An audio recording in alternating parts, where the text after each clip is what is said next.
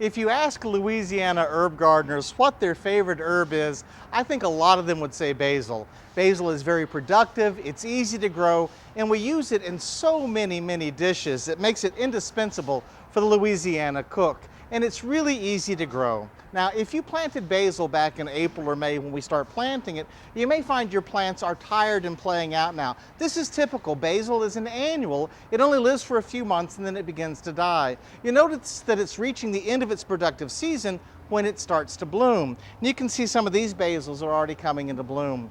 But if you go to your nursery right now, you're going to find wonderful basil transplants ready to go into your garden, and they will not mind the intense heat of this time of the year whatsoever. They can be planted now and they will produce for you all the way up until the first freeze occurs in your area.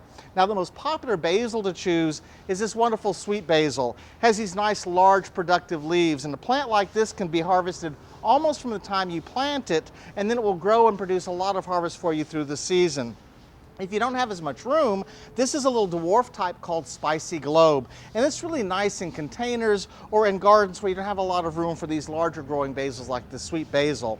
And if you want something more interesting, look at the purple leaved basils like this dark opal here. When you make basil vinegar with the purple basil, it turns the vinegar a beautiful pink color. So I love to use the purple basils for making basil vinegars for salad dressings. So this is a great time of the year to head out to your local nurseries and garden centers and buy some great basil transplants. Plant them into sunny, well-prepared beds, and they'll be very productive for you all through the fall season until the first freeze arrives. For Get It Growing, I'm Dan Gill with the LSU Ag Center.